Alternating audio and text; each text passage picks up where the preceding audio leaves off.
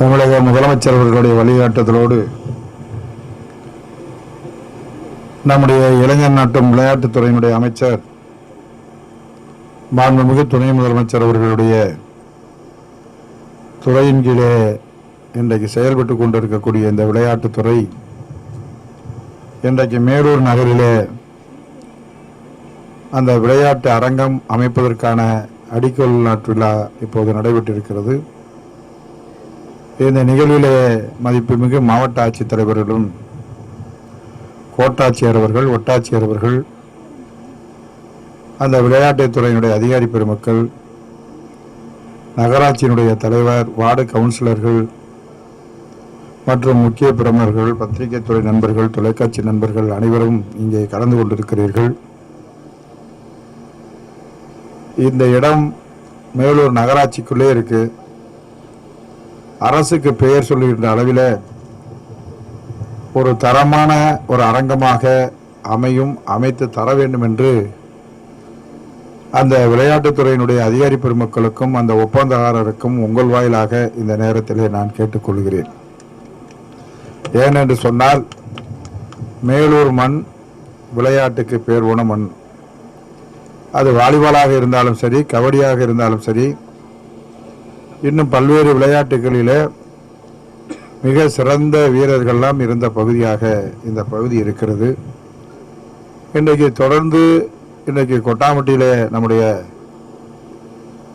எல்காட் மூலமாக தொழில் பூங்கா வர இருக்கிறது.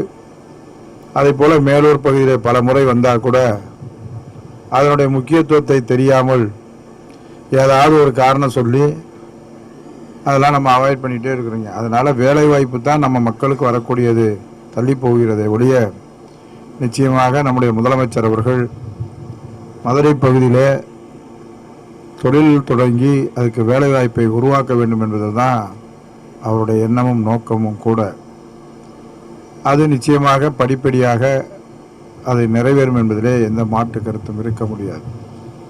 இது ஏதோ அரசு ஒப்பந்தம் சொல்லியிருக்கிறது. இந்த அரங்கத்தை இப்போ ஆரம்பித்திருக்க மட்டும் இல்லாமல் இங்கே இருக்கக்கூடிய உள்ளாட்சி பிரதிநிதிகள் அதை அடிக்கடி வந்து பார்த்து குறையில்லாமல் பார்த்து கொண்டு வேலையை பார்க்கணும். பார்த்துனா நீங்கள் வாடிக்கிற கான்ட்ராக்டுக்காரை பார்த்துடல, அந்த வேலையை பார்த்து அந்த வேலை தரமானதாக நடைபெறுவதற்கு நீங்கள் உற்ற துணையாக உறுதுணையாக இருக்க வேண்டும் என்பதுதான் நம்முடைய எல்லாருடைய நோக்கம். அதே போல் இங்கே பெரியவர்கள், தாய்மார்கள்லாம் வந்திருக்கிறீங்க. மேலூர் தொகுதியை பொறுத்தளவில் முத்தமிழறிஞர் தலைவர் கலைஞர் அவர்களுடைய பிறந்த நாளை முன்னிட்டு இன்றைக்கு இருக்கக்கூடிய அத்தனை பேரும் அந்த மக்களுக்கு படிப்படியாக இங்கே இருக்கக்கூடிய பொறுப்பாளர்கள்லாம் நலத்திட்ட வழங்க இருக்கிறார்கள். அதனால் மேலூர் தொகுதி மக்கள் பயனுள்ளதாக இன்னும் என்னென்ன செய்ய முடியுமோ அத்தனையும் இன்றைக்கு செய்திருக்கிறோம். மருத்துவமனையை பொறுத்தளவில் உருவாக்கப்பட வேண்டும் என்று மேலூருடைய மக்களுடைய கோரிக்கையை ஏற்று அந்த மேலூர் மருத்துவமனை இன்றைக்கு மிகப்பெரிய அளவில் அதை விரிவுபடுத்தியிருக்கிறோம். இப்போ தொழிலும் வர இருக்கிறது.